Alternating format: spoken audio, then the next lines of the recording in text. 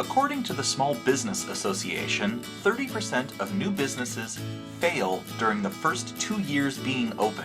50% fail during the first 5 years. Hi, my name's Jeremy Tank. I live outside beautiful Seattle, Washington. And I'm a brand artist, consultant, and speaker.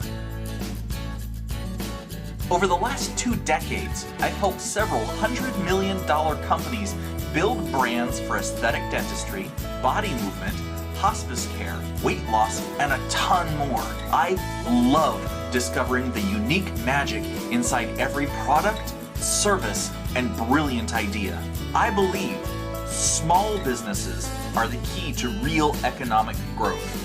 So we're sitting down with interesting people, asking questions, listening, and revealing brilliant nuggets of knowledge you can use to build your standout brand.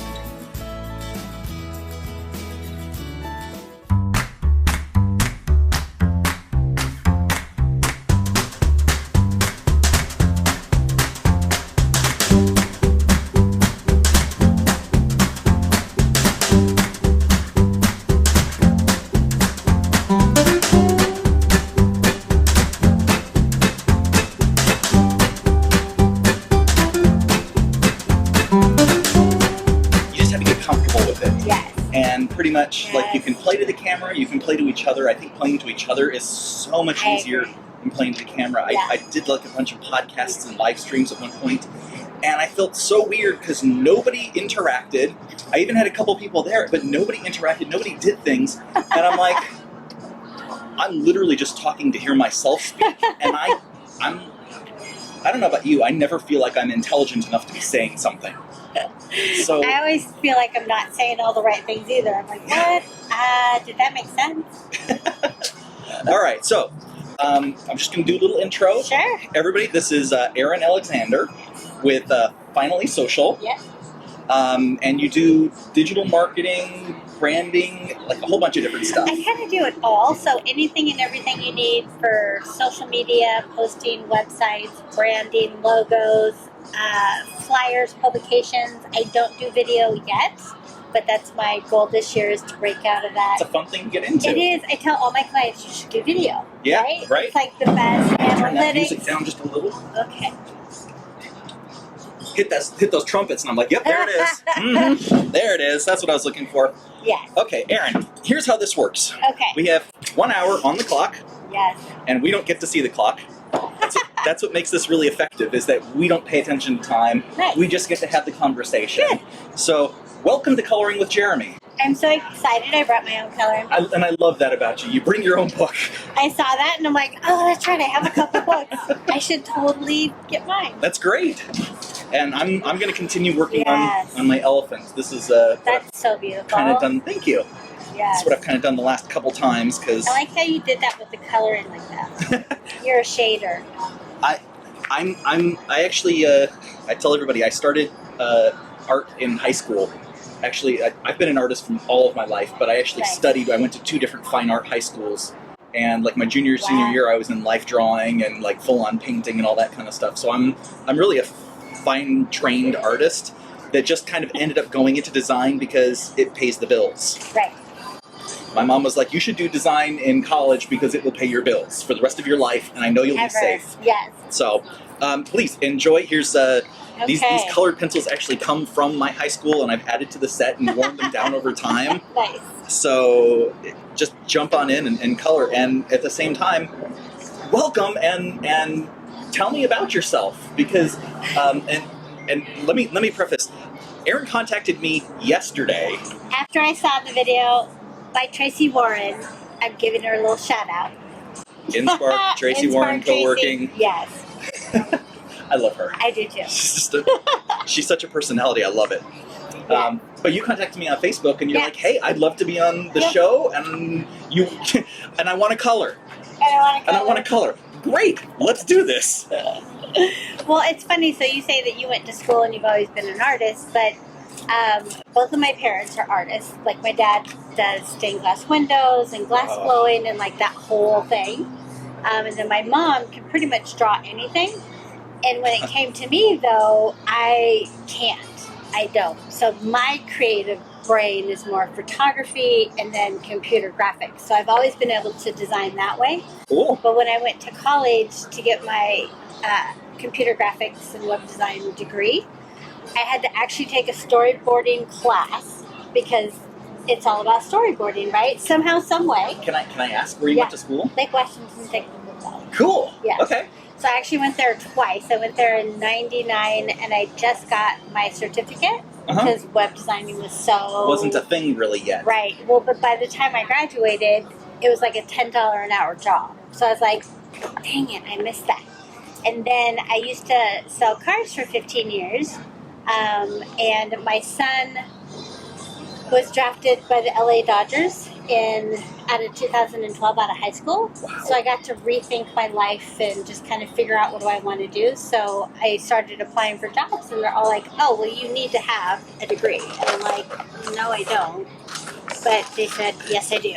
So I had to go back to school. I find it really interesting that that's kind of what you hit, especially considering like Microsoft and Amazon and Google now are, like, they used to have that policy, oh, you've got to have degrees in these, Yes. and now they've completely reversed that, saying if you have the knowledge, if you have the skills, then, we'll hire you. So I spent all that money for nothing? No.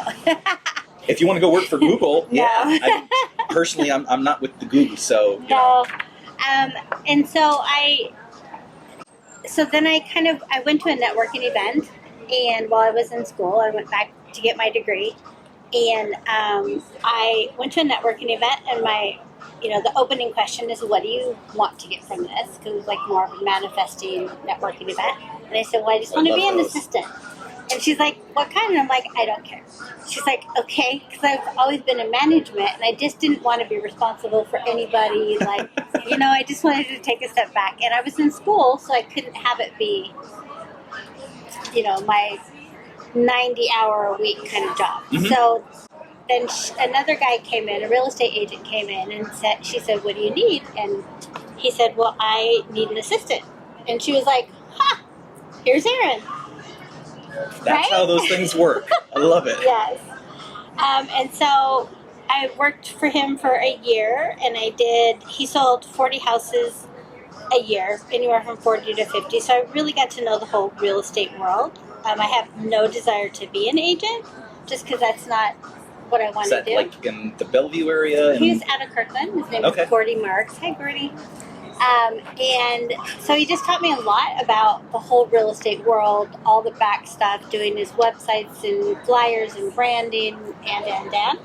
And so eventually... They need a ton of it, like all the time. They and they do. constantly need to refresh and make brand new stuff. Especially if they're as successful as he is. Sure. So I really learned a lot from him. Eventually people in the office were coming and asking me questions like, hey, and he's like, no, like, she's mine right now. So you can ask her afterwards. And then I had enough people asking me that I ended up going out on my own. And here I am today. So 5 years in October. Come on. I know, nice. Right? And it's just amazing. I love working with my clients. I get to pick and choose who I work with.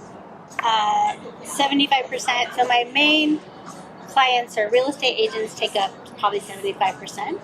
Because it's a niche and they all need help, and a lot of them don't want to even learn about what it takes, and so, which is fine, they need to be an expert in what they do. Yeah.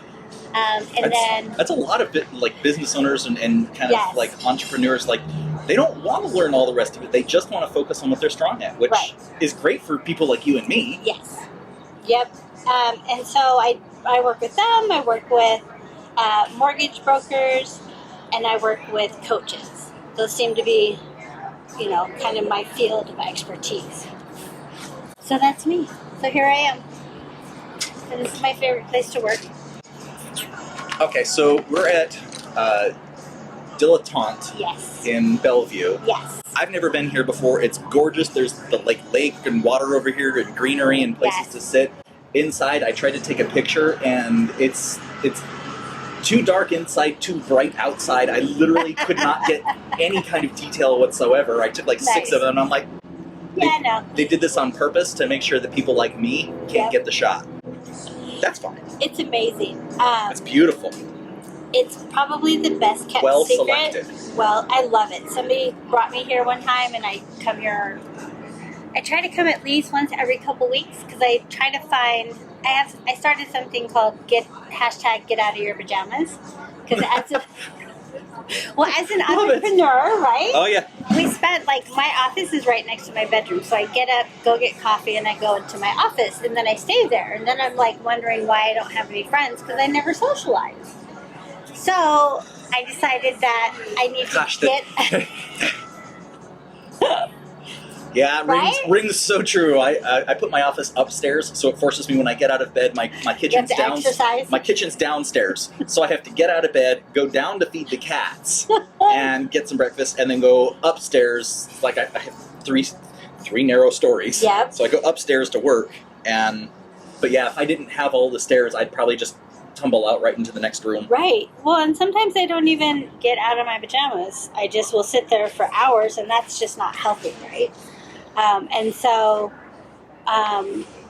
So I started Get Out of Your Pajamas, and I go to favorite places depending on what they serve. So there's a couple places in Kirkland that I love to go to. There's this place that I love to go here. You can actually see people kayaking up and down. Oh, cool. Because it goes all around the whole property. Is this? I think it's a slope. Okay. So it literally goes all the way around. Okay. And it's a huge, huge complex. Yeah, I noticed that when I honestly started driving in. I'm like, am I in the right place? There's a bunch of business buildings. Don't you love all the trees? Oh yeah, oh absolutely. My gosh. Absolutely. Yes. I used to work. I mentioned earlier down in Victoria. Yes. It's actually it's Bellevue, but it's right on that border where the 90 is. Uh-huh. And we were on the north side, and so I used to drive through all of this kind of stuff every day for about 5 years. And I'm like, oh, it's a gorgeous drive. It just took 2 hours to work and to from home. 4 hours driving every day is just too much. I can't. No. I'm a 2 mile radius kind of person. Me coming here, people are surprised because I live in Kirkland, and I always tell people, I'm I don't go past I-90, and I don't go past exit 26 off of 405. And so, when I go south to visit people, they're like, "Oh my gosh, oh, thank you, really thank you." Yeah. I say it more because it's funny, but I honestly cannot stand commuting. No, so it's just not my thing. My wife grew up in San Diego. I grew up in Phoenix, and I'm used to the California traffic. I'm used to the Phoenix traffic. I'm used to all over. This is the worst traffic on either the 5 or the 405 is the worst traffic I've ever experienced in my life. I've lived here since 2013, and every year I'm it just gets worse. And every year I'm this is the worst traffic I've ever faced. I can't believe it. Seattle and Bellevue, both sides are just equally awful.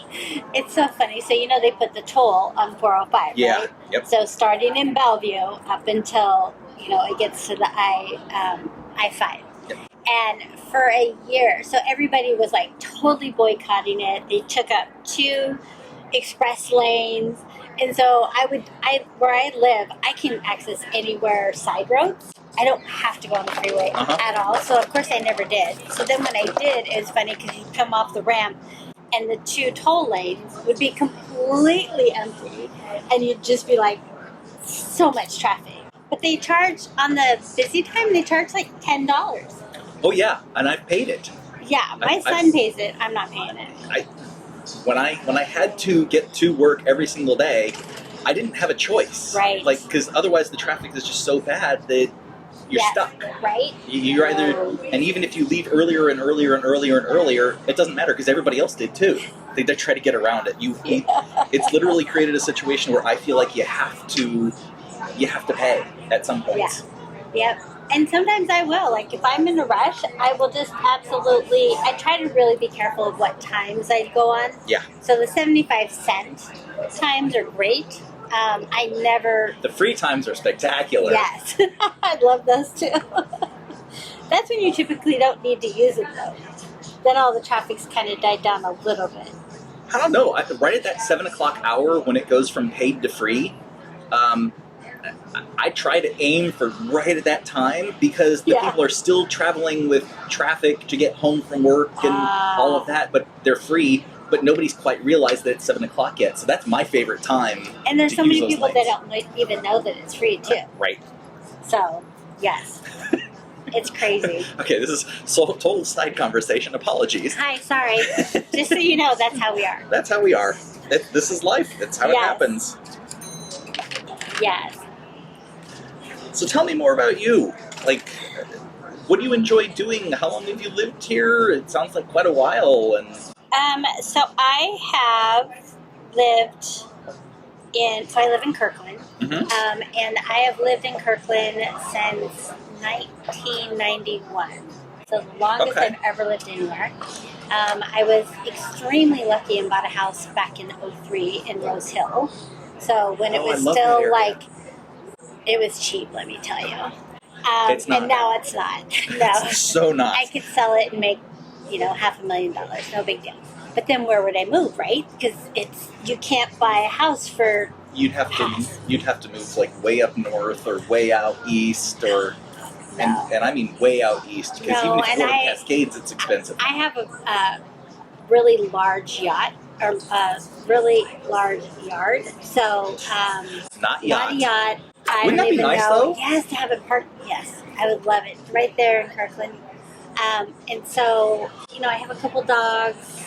I have a couple side yards. It's nice. You can't equal that. No. Like, and that's the thing is, with the market these days, if you got rid of that and tried to find something comparable, No. you can't. No, and I've heard stories of people, they were excited to make all this money and then they sold their house and then they realized that they couldn't find anything.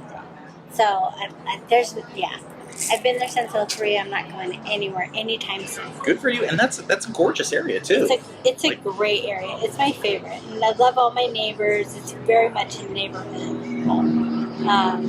that people really connect with. And, yeah. So that's me. My mom lives with me. I have 2 dogs. What kind of dogs? I have a pit bull. His name is Bandit. Oh. And I have a Boston Terrier named Murray. Yes. They're both, Murray is over 14. Oh. And Bandit, unfortunately, has bladder cancer. Oh. I know. But we put him on a diet, and we've been giving him all sorts of CBD, and he takes cancer medicine, and he is acting better than he ever has acted before. So Good. yeah. So we're just excited to have him longer. Just appreciate him every day and thank him for sticking Snuggle around. with him. Yeah. Right? Yeah. He's a great dog. I love him a lot. So you told me you have I don't know if it's a program or something. You run the Dream Big. Dream big, dream in stages. Dream Big, Dream in Stages. Yes. I love that because it sounds like the idea of like manifesting. It is. To me. It's so funny because I just made. So I am creative by making stuff, and so I created these cards, and I have a Cool. different version. But then I also have a checklist because I like to write on Yes. checklists. So Yeah. I just totally made these last night. And But it see, says, I've had conversations with people who, because I like the word manifest. Yes. It means so much to me, Yes. and a lot of people I've talked to are like, oh, well, it's really woo-woo. And I grew up woo-woo, so I don't have a problem wielding that word. I love woo woo too, by the way, just so you know. I have no problem with that. But people don't realize that business has already embraced woo-woo when they take these little steps and they start moving forward Right. and measuring against Yes. it. Like, that is manifestation. Yes. The little steps are Yep. everything that make things happen. Yeah. Well, and it's funny because, woo woo used to be such a taboo word up until about 5 years ago. And now people are going to Eastern medicine. They want naturopaths. They like to go do sound baths and energy work and all that. And, it's just whatever it's going to help you be a better person and just help you through releasing or talking about. It used to be psychiatrists and counselors. Now it's you go do sound. I go do sound baths probably once every 3 months. What is a sound bath? Oh my gosh, you have to go. So a friend of mine, Kathy Murphy. Hi, Kathy. Hi, Kathy. She is she does sound baths in groups and in individuals. So what she'll do is you'll go in. So I like to do both. But on the individual ones, I always have a certain issue or a certain feeling or a certain thing I need to release. that I go and I talk to her about, and then she literally puts you on a massage table, and she has these Tibetan bowls, and she literally like puts them all over your body to kind of resonate your whole body. Yeah. And it's just, and without going into detail, everything that we've ever worked on, I have always let it go. And so to me, the frequency, the vibration of sound is so healing. It's so healing. And it's extremely popular, and anybody that has ever wanted to do it, you should absolutely do it. Or you should also get energy work done. And it's just kind of like going to the chiropractor and he lines you up. Mm-hmm. And so that's what the sound bath and an energy worker does, is they line you up. So I love it. On levels much smaller than bones and tissue. Yes. I love it. I love it. I love it. Okay, so because I'm woo-woo, I've done a lot of study in quantum physics and the quantum states and the vibration of atoms and particles and how those things all work together, and the conscious thought onto those particles helping create the change that you want to see. Right. So I've done a lot of study in that, because I actually think that a lot of creativity, a lot of art, and a lot of consciousness is aligned behind those ideas, which is the reason I'm such a branding guy, because I think that creating the visual and the state and the values that you want for yourself and for your business and for the world, and actually creating those tangible things so other people can see and harmonize with it is part of that same idea. Yes, I agree. Well, like when I work with, so I do a lot of logos and websites, and I always tell my clients, it's like, this is all about them. It has nothing to do with me. So if I'm ever designing something that it's not resonating with them, then they need to tell me, because it's not about me. It's all about them. So then I really try to get to know them, and I give them logo homework, so they have to go kind of pick out the fonts and the logos and just the design. And it doesn't matter what kind of design it is, because it can... Does it put a lot of ownership with them so they feel invested in it? That's great. Yes. Well, it's the only way to...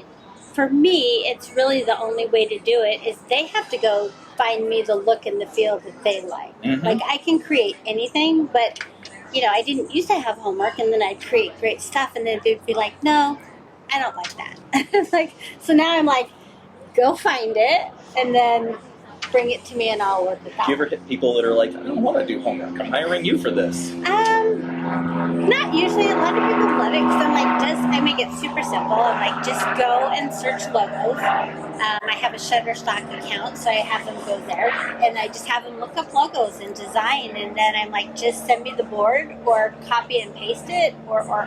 Yeah. And so, I have them send me like 10 to 20 different looks, so that way I can really see kind of where they're trying to go. I've used Pinterest in a similar manner. Yes. Because there's so many different things there. Yes. I love that idea. I love it. It just, and it really, I feel that people need to be vested in the designs, whether it comes websites or, I have people that are like, can you just write the content? And I'm like, no. I mean, some of it I can, obviously, but I need to have their voice in it. If you're not investing time in it for your own business, then why are you doing it? Yeah. I agree. So So we got off the topic of the dream big thing. So what else is, like, talk to me about that. Sorry. Okay. I have non sequiturs sometimes. That's okay. Me too. So if we don't keep on, So I was working with a client one time. So first of all, let me back up. I had a coach where he made me write out my top 3 things that I needed to concentrate on and carry the cards with me. And every time I sat down, I had to put those 3 cards so I would stay very focused on what I needed to do. And then I was working with a client, and she told me that, she was telling her friends and family about her website and nonprofit that she wanted to create, and they told her that she was dreaming really big. And I was like, how dare they, first of all? Like, don't ever tell your kids to not dream so big, because they should dream as big as they want. And so I said, well, okay, so how about if you dream big but dream in stages? And then I was like, oh, that's really good. It's really good. It's really so good. I created a whole program on dream big, dream in stages. And it's where you're writing down one thing on a card. So I give people 25 cards, and I give them a list. And so we write down 25 things that have to do either with your business, your life, or your love. And you write it down. Like for me, I'm trying to manifest my soulmate. And one thing that I wrote is that he has to be funny. Then I kind of dig that could be anything, right? Like Sure. So I said, must not ever laugh at anybody else's expense. Prefer having a twinkle in his eye. Prefer just, clean fun. Mm-hmm. And so it's really digging deep onto what it is you want from that. So then I have my clients go all Finding what you want. defining what you want. It's Call it whatever you want. It's manifesting. totally. But it's, yeah. Well, if you can get rid of all the stuff you're not looking for, Right. then you actually start to recognize the things you are looking for and Yes. can move forward on those when you see them. Well, and most people don't dig deep, right? Yeah. So, so I created it, and so then we write out, 20 to 25 things, and then we put them into 5 categories because typically they fit into those categories. Like what? So like soulmate, it could be, how do we want him to look?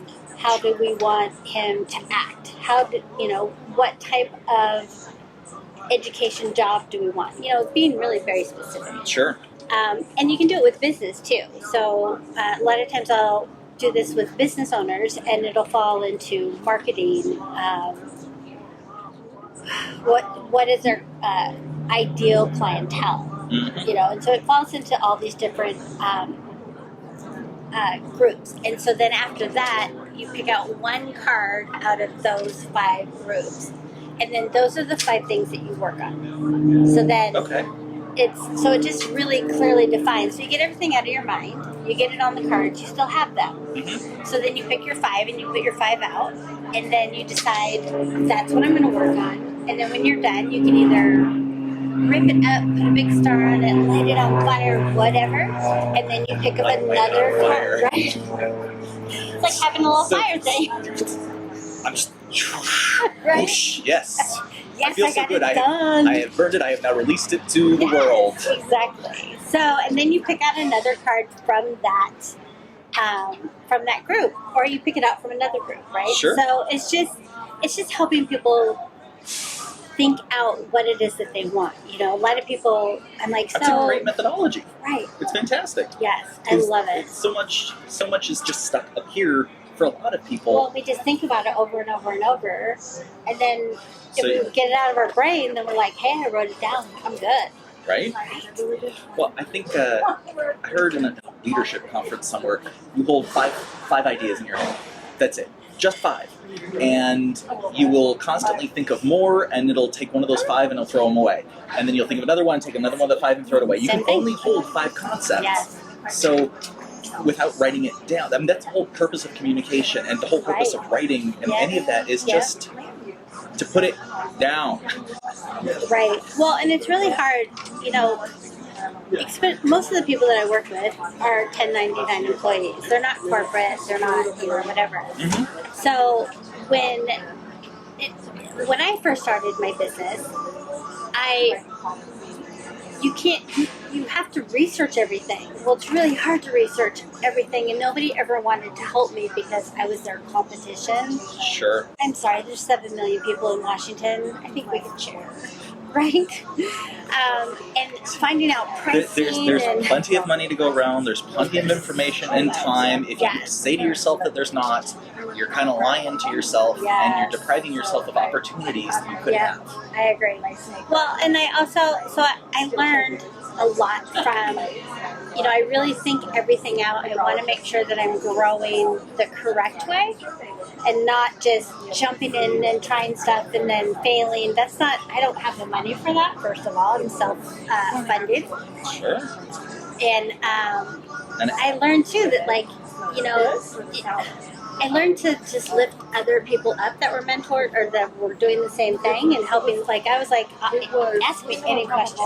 I'll tell you, I'll help you. If you want to use my forms, except for my Dream Big, Dream Stages, then you can. Let's go. Let's just make you successful. So I'm really big into inspiring others, lifting each other up, supporting each I love other. that we made time to do this today. Right on. I just think that life is too short, right? Yeah.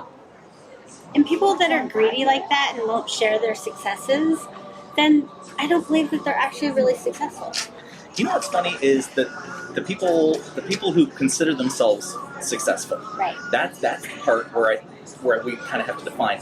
The people I know who consider themselves successful have no problem talking about it, sharing what they've done, Yes. helping other people on the path. Yes. It's those that are like, I'm not successful, I don't feel good about this, that even if they're Right. making millions of dollars a year, if they don't feel that way, they're not going to share anything because No. something inside them tells them that they're not good enough. Completely, that's it. Tell them that one more time. Something inside them makes them feel like they're not good enough. Right. That's it. They're They quite have good to. enough. They have to keep. I have one person that I know. Obviously, I'm not going to say who it is. Don't. That she's always just. They're just always. I don't know. I just don't. They're just always putting out their stuff, and I'm like, why do you keep talking about that? Like, stop. Like, can you train people? Can you inspire people? Can you help? I don't know. Some people have greater obstacles to Yes. whatever that is. Well, and it was a really good learning lesson. So whenever I am kind of questioning stuff, there's a couple things. So I always, if I don't agree with what somebody's doing, I ask myself two things, first of all. Do I not agree with them because I'm marketing to myself and I don't think that that is a good way to market? Well, obviously it works, right? And so I really, really talk to my clients about make sure you're not marketing to yourself. If you think of something and you're like, nope, then you have to do it because that means other people out there are going to like it and they want you to do it, right? And then the other thing is if it's something that I don't agree about, then I ask myself, okay, wait, so is this a lesson for me or is this a lesson for them? Typically it's a lesson for us, but if it's a lesson for them, then I instantly back out of it because that's not what I need to worry about. Like if it's their lesson, it's theirs, it's not mine. But then I also, look at it Nice as way to to distinguish ownership, but it's hard sometimes, right? Yeah, I think it's when it's harder because if you're invested, and you're good friends with somebody or you're in a good working relationship or whatever, then it's harder to step back, right? Because then you think about all the other stuff. So I have a couple lessons like that going on right now, and I'm just stepping back. And it's hard. I don't think anybody can move beyond some of that. I mean, we all deal with people every day, and everybody has their own lives and their own challenges that they're living through. So right. we can't really move beyond a lot of that. No, and you just have to let it go, and that's probably the hardest thing. But a lot of times, people hide behind their fear. And so people need to just kind of move fear out of the way and just go for it. Like me calling you, like I hate interviews, just so you know. Okay. But I signed up for it, and I saw Tracy's, and I'm like, I need to meet him, and let's just do it tomorrow. And now here we are in my favorite place ever in the world, which is awesome. And we're doing an interview. And that's why I call this a show and not an interview. Yes. Because a show to me is all of the grand spectacle and all of the hoopla and the hullabaloo and all that, and I love that. I'm a bit of a showman, obviously. But interviews they close people down, and they kind of put up barriers between fear and self-acceptance, and there's a lot of stuff that goes on with that word. Much. And I hate that, and that's part of the reason that the whole thing centers on coloring. Yes. Because it's liberating. I love it. This is like I love that because it takes away, us just talking like this. Right. Right? And so it's amazing. And we can play the camera just a little bit and have fun with it, Yes. just a little bit. And yes. Good. I'm glad you're having fun. Yes. Okay, so let's talk about you. Tell me about what you do because I saw some of your branding and it's amazing. Thank you. I consider myself a brand artist. Okay.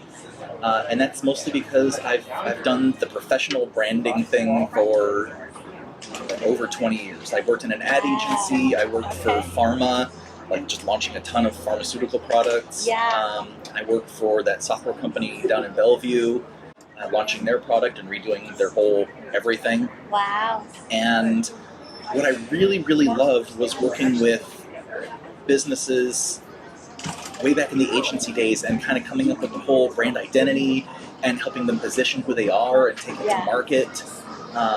Figuring out what's unique about them. And that's the thing, is I think everybody has those unique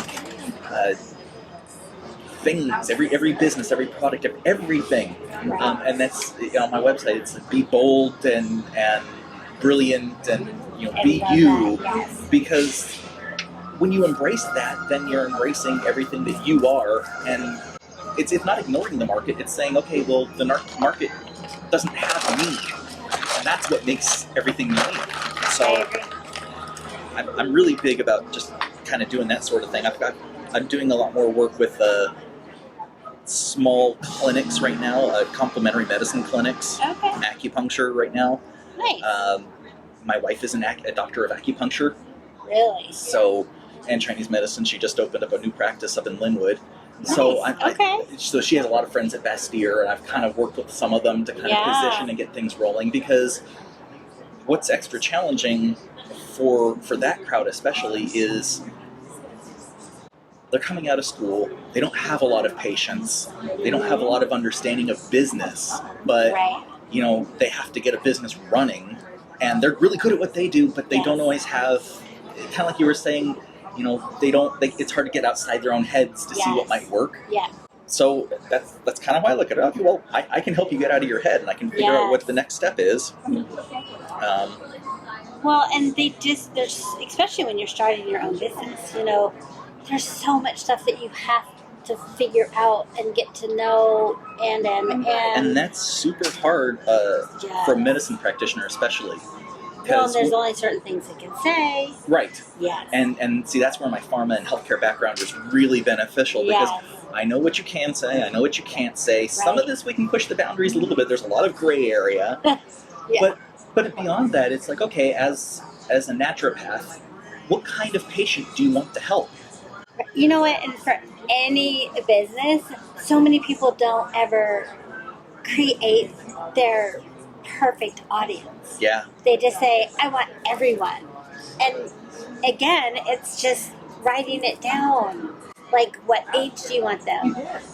Where do they live? What do they do? See, I love going through all those psychographics and that process to kind of reach that persona. Yep. Like, that's really fun for me. Okay, what car do they drive? What kind of watch do they have? Right. What phone do they have? You have to. You have to. Otherwise, you're not going to get the right client. Right. And, and not just that, but the messaging that you put out into the world, it changes, because the people who say, well, I want to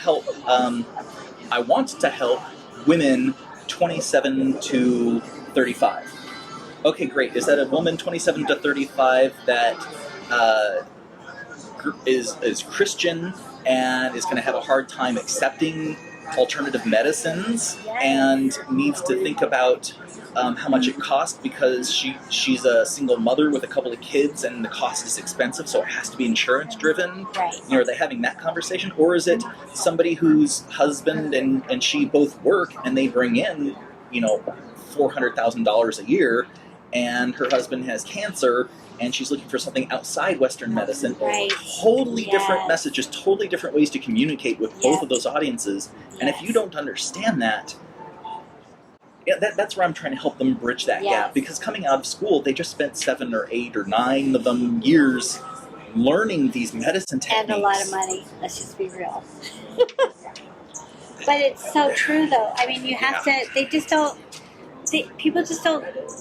They need people like us to be able to define their job, and it also, they don't know what they don't know until they know it. Until they know it. I say that, but I love helping people that are brand new to any business, to help them kind of business strategize it, because I kind of take away years of them having to try to figure it out, and they're just like, oh, I know I need to do this, and that.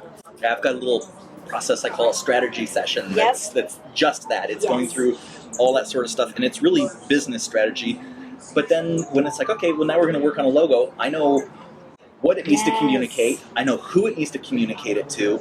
I know why it's communicating that. And I Yes. know when they respond to you, how you're going to treat that and how you're going to hold them like a little chick in the palm of your hand and Yes. carry them, Yes. because that logo communicates that.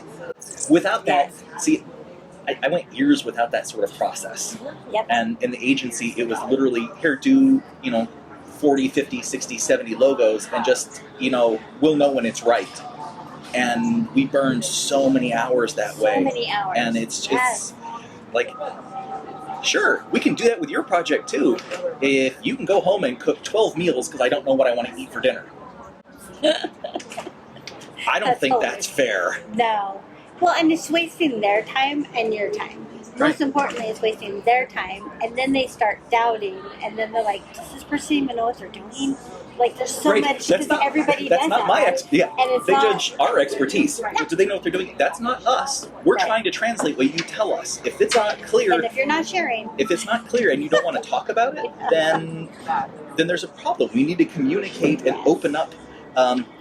My wife uses this phrase. She said, "Use your out loud voice." Because there's times where I get so drawn into whatever I'm doing that it's all up here, and I think I'm communicating it well, yes. and it's not coming across. Right. I'm like, oh, did I forget to send you that email to ask you that? Or Right? yes. It happens. Yeah. I know. And we all kind of get stuck in that whole Yes. dynamic of, well, I don't know, and that's why we exist. We're I We're wish helping them tell their story. I love that. Right? I wish we could say counselors, brand counselors, or brand architects, but those are actual things, and I can't usurp those titles. I know. Well, we all feel it's just working things out, right? Yeah. And there's so many people out there that don't help work stuff out, and they're just like, this is the way it's done, and you have to involve the client. Yeah. Even if they don't want to be involved, you still have to involve them. And you just have to let them know why. And then they're like, oh my God, this is fun, right? So It can be fun. it can be really fun. Go with the process. We try to make it fun. I'll even let you color. I'm going to start incorporating this, by the way. I'm done. Okay. So I told Tracy this, and it was in her video, and I actually end up explaining this a little bit to everybody. When you color, it activates that creative right side of the brain, and it actually, that hand-eye coordination increases the corpus callosum, that bridge between the two hemispheres works. Right. And when you're answering the questions, it actually frees the left side of the brain in a little bit more creative fashion to answer questions freely without the pressure of intense thought. So by doing this, it actually opens up the brain and builds the two sides of it at the same time, and the bridge. Interesting. Did you all know that? That's really cool. So everybody go get a color. Well, haven't you noticed, like, the last, let's say, 5 or 6 years, adult coloring books have exploded. Yes. Like, there's more on the market now than there have been at any point I've ever noticed. And part of it is that people are realizing, oh, this is fun. I remember this from my childhood. So there's definitely, like, that nostalgia factor. But also, when you do this enough, it causes neurogenesis. It causes new connections in your brain, and you become more creative in problem solving for business. You become more creative in problem solving and communicating with people. It's just fun. It's good for you. It's good for you. I love it. Art medicine.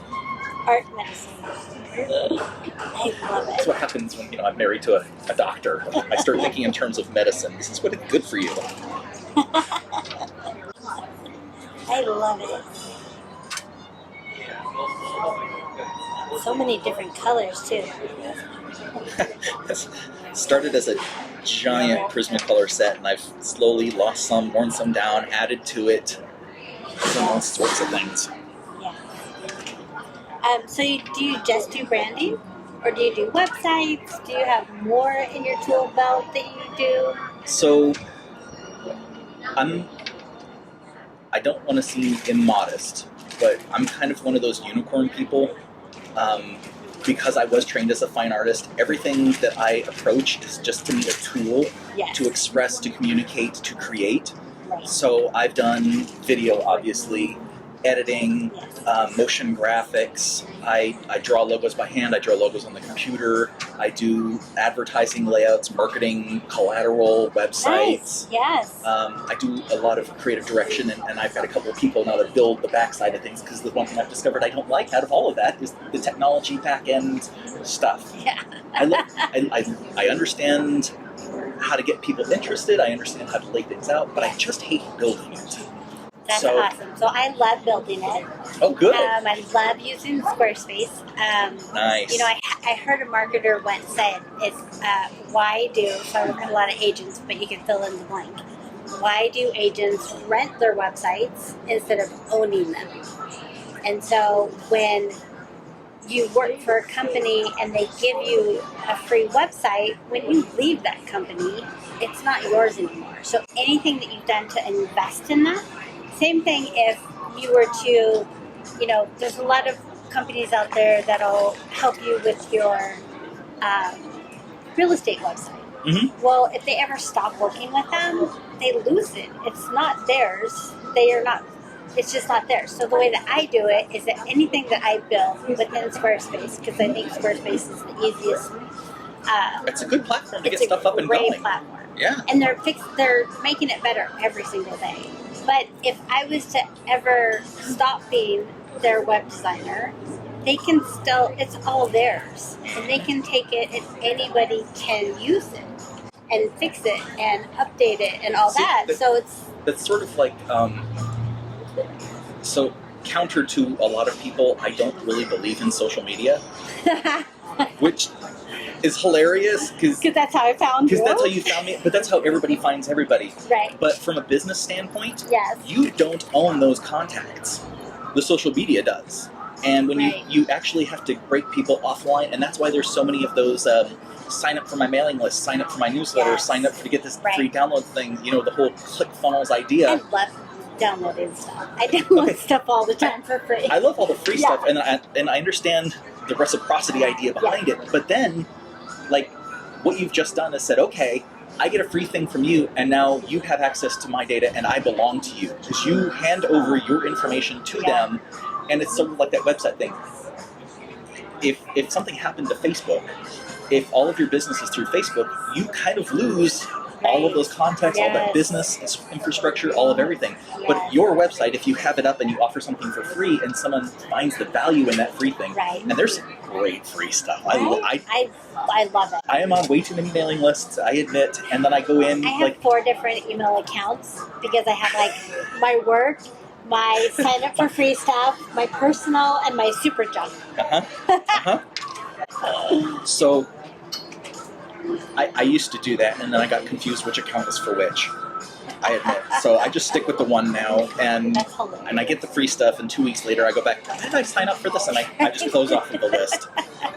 Well, and I think too, like, you know, for us, what we do is when we post to social media, we post to Facebook, LinkedIn, Twitter, and then obviously if it's an image or a video, then we post to Instagram for everybody. And it's just really important that you're using all of these different platforms, because what if Facebook went away? What if Instagram or it's Twitter? Not what if to me? Eventually it will. Everything works in cycles. Everything works in trends. You know, look at MySpace. Yeah, small businesses grow. They buy other businesses until they're giant businesses, and then they either fail or they get broken up. Right. You know, and it's not the government breaking them up, which, you know, now they're talking about Facebook and that possibility. Right. If it's not that, then it's some other instance where the company itself breaks itself up to manage itself better. Right. It's just the cycle of life. Well, and you have to also anything.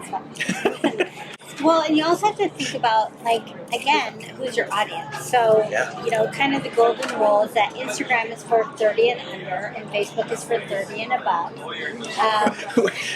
Zuckerberg's got to hate that. I'm telling you. But it's so true, though. It totally is. Right?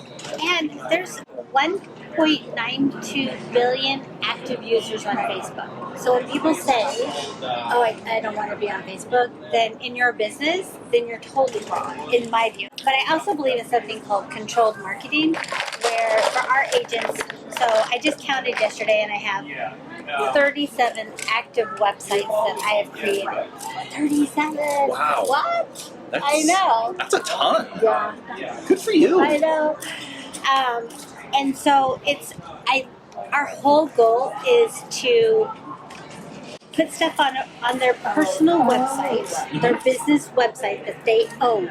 So we're building it always with everything. And that, I think, is great because that, like you said, that is their platform. It's completely theirs. Yeah. It doesn't matter. If they leave the business and they go to another one, we just switch out the logos. Yeah, right? That's awesome. So then whatever we put on, so, for real estate agents, like we'll create, if they have a listing, we'll create a page that's specific for that listing. Then we'll share that URL to all their social media because I want people to come back to their website and learn about them. Right. Same thing with blogs. We'll put blogs on there with the sole intention for them to come back to the website and then they get to know them all about them. Yes. Yeah.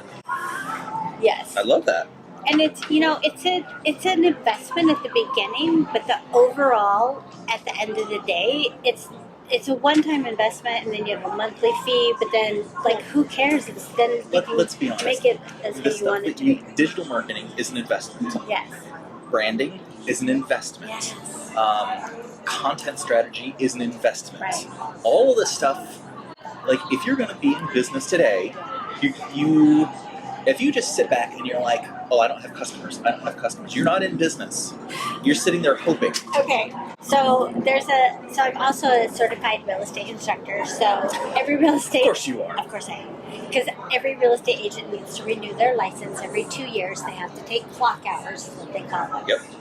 And so when I teach my classes, I always start with a video that was made by UPS, where it has all these different owners. It's great though. All these different owners, like you see them getting ready to open up their business and they're like so excited, and then it segues into the same owners sitting there like, where's all my business, right? Yep. And I just love it because that's what happens. People think that it's going to come in, and it's all about getting stuff made, brochures and flyers and all that stuff by UPS, but it's just... Which is part of it. So, right. It's absolutely part of it. It's my favorite commercial. It's like, this is absolutely what happened. Mm-hmm. It's so great. If you're not hitting up the next part of it, then you're not doing business. You have to take the investments, you have to reach out, you have to talk to people and tell them what you're doing again and again and again and again. Yes. Yeah, that's just like people that make their own business cards. No, don't ever do that. I'm just saying. Because they're a cheaper piece of paper.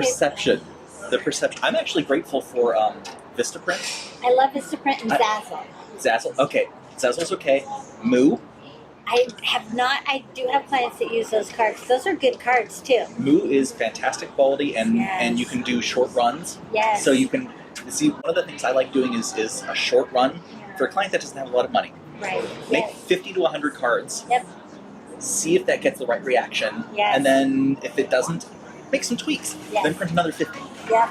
Like, that's the ability we have these days to make little... Like, I remember the days when I had to print 1,000 cards no matter what. Right, and know what you're getting. Like mine, feel how soft my card is. Oh, soft touch varnish. It's called satin. I just love to put it on my face. But like, invest and know what you're doing. This is kind of what branched me out for my business. This picture was when Oprah was in town 5 years ago. Okay. And that I took the picture right in front of these banner things, and ever since then, that people were like, "Are you going to update your picture?" And no, I'm not. Like this is what started my business. Okay, so I already told you I use Moon. Yes. So these are I call these mullet cards. Yes. Because it's business on the front and a party in the back. Yeah, I love it. And absolutely, it should have stuff on both sides. Absolutely, because everybody people when they pick up cards these days, they do this. Yes. They absolutely do this. And It used to be way back in, 98, 99, I would tell people don't put stuff on both sides because people are going to put it in their Rolodex and they're going to like tape it or glue it there and they're never going to see the other side. Right. Who uses a Rolodex these days? Nobody. But they keep cards. Yes. We still do. And I think I'm a big component on putting your picture. Isn't that amazing? Yeah, I love it. Got these on Zazzle. So I always get the emails and I watch for the discounts, right? The discount codes. Discount codes. So Totally. Zazzle will come out with they always have 15% off, but then I'll wait for the 50% and I'm like, yes, I need new cards. And so Moo gives me coupon codes every time I order little bits because I like to order these test sets. Yeah. And people complain, they're like, what is with your blue banana? It's the weirdest thing. And I'm like, look, if Seth Godin can have a purple cow, this is my blue banana. It stands out. It's just different. But they're going to remember you because of that, right? That's what I think. So this is like having your picture. So see, everybody has that. And his company name is Think Tank Creative, and his last name is Tank. And I think that's so amazing. Okay, so I've not told this story to anybody on video yet. Tank is not my original last name. What was it? Frank. So you don't have to say Frank? Frank. Jeremy Frank. And what happened was when I proposed to my wife, she was not interested in changing her name. She's like, it's so difficult, it's so awful, you don't even know. And I said, fine, I'll change my name too. She's like, oh, you're going to take my name because that's feminism, right? You're going to take. And I said, that's not the way this works. We're going to compromise. So she was Tay, I was Frank. The compromise was we smushed them together and we made Tank. Oh my God, that's and amazing. It was either Tank or Frey, and you don't get married on a Frey. So we became, I love it. So we both became the Tanks, and now she's Dr. Tank, and I think she wins. I think she wins. That's too. just cool. That's awesome. I love your cards. Thanks. I'm gonna keep it. Yeah, please. I'm gonna keep yours. Because you're gonna be like this all. Yeah, I admit I've always been a big fan of that varnish. And that's the thing is people. Clients I've had in the past have been like, well, I don't care, whatever the business card, just make sure it has this information on it. But the fact is, the whole point of a business card is so somebody touches it as well as reads it. They absorb it and they see it and they feel it and then they go, oh, okay. But they will keep doing this if it's tactilely appealing. Yes. Oh no, did you notice my just a different type of my title? Top social butterfly. Yeah. Yes. Okay, so what's the reason finally social? Because I love that name. I know. So I was going through, so I knew I was going to have my company, and I was like, just trying to think of different names. So then I'm on GoDaddy all night trying to figure out, like, oh, if I go with this, watching out how my initials looked, just going through the whole thing. And I was on GoDaddy, and because it was social media, I was like, finally social. Because for me, I am kind of an introvert. I know it's really hard to say. But finally social was available. People are. And I was like, wait, shut up. So I ran into my mom's room, and I'm like, what do you think about this thing? She's like, that's amazing. So that's how I came out with it, and I bought it that night, and it had just came available. Somebody had owned it. See? And they expired, and That's like, awesome. so it was totally meant to be. And then I looked for different names or different titles because I was like, I don't want to just be known as the founder and the CEO. Like everybody, I just think that it's loosely used. So kind of like coach, like everybody's a coach. So Top Social Butterfly, I was like, well, that's really cool. And so it also gives a visual. It gives it's another way for people to remember. Absolutely, because owner, that's great. It's really hard to picture. There's nothing that goes in here when you hear owner. But CEO, it's like, yeah, okay, great. I've known dozens of those. But Top Social Butterfly, Top Social Butterfly looks like. Yeah. I know. It's funny. I love that. People say it all the time. And then, when I started out, just me, and now there's 4 of us. So I have a person that is admin is going to do all that. My CRM tool. Everybody needs a CRM tool. I have a content graphic designer, and then I have Maxine, who is my right-hand person and knows my business inside and out. We've worked together for 2 years, and she's... Thank you, Maxine. Thank you so much, Maxine Waterman. And she has just been my savior. You know, you have that one person that supports you, and yes, my family absolutely supports me. They believe in me. Whatever I can do, they know I'm going to be successful. But she, like, being an entrepreneur, it's up and down like 5 different times during the day, right? Yep. And so I'll be like, hey, so this is how I'm feeling. She's like, nope.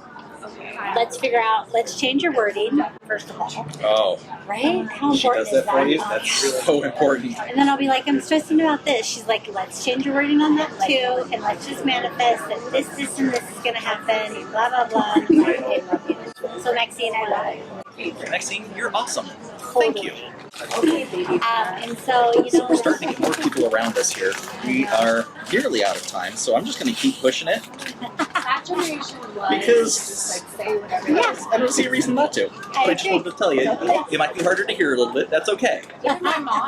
We're still enjoying ourselves. Yes. Why are you doing that? So that's me. My whole goal is to inspire, educate, and remind people to ask for grace. Because we get so busy and we get so hard on ourselves, and then we're like, oh my gosh, and just ask for grace. Because then, Okay, so what does that mean to you, asking for grace? you know, I think that asking for grace is letting yourself know that it's okay for whatever you're feeling. Like, just knowing that not to be guilty, not to hide behind the fear, like, just sit in what you're doing and know that it's part of your process, right? So if you ask for grace... Okay.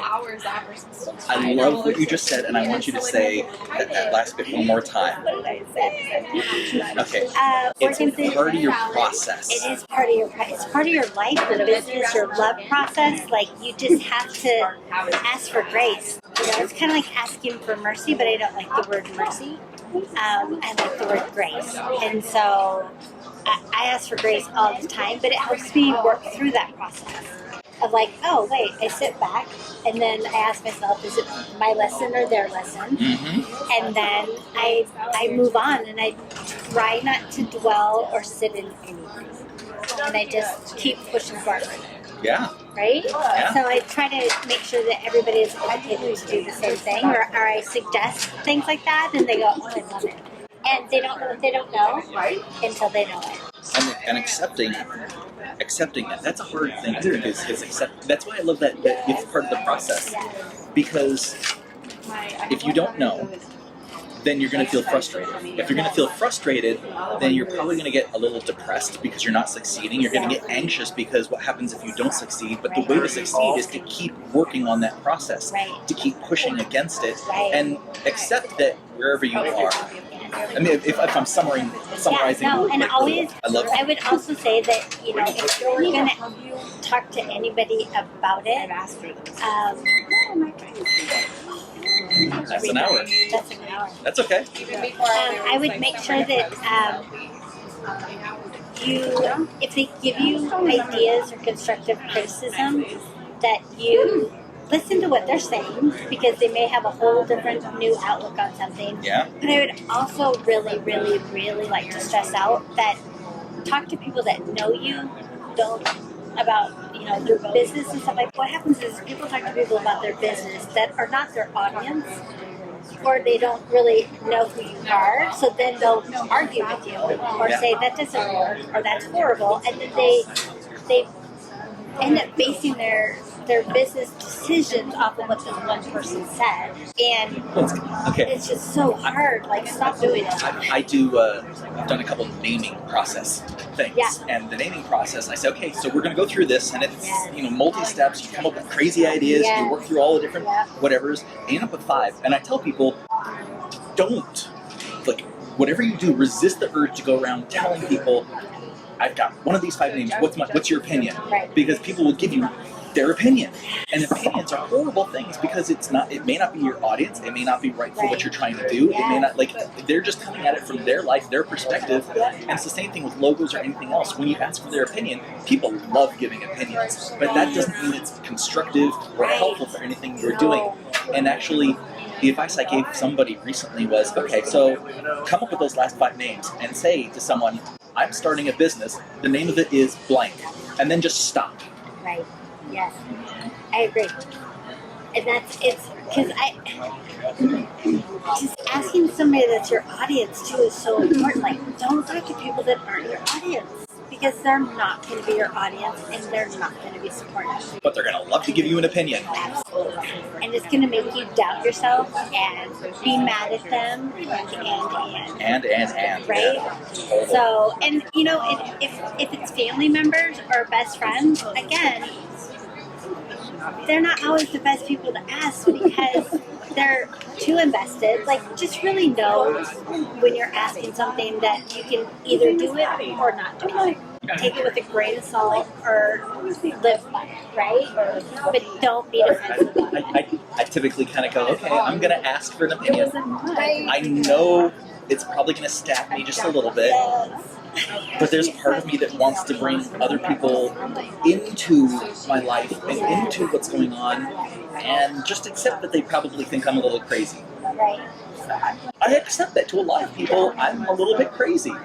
But it works for what I do, and it works for how I think, and it works for my perception of the world that I hold dear. So. Well, and have like your top 3 people that you know that they have done business before. Like, they kind of have the same background, right? Yeah. Or they've kind of done or know your field that you're going into, because if you just ask them random, they're not going to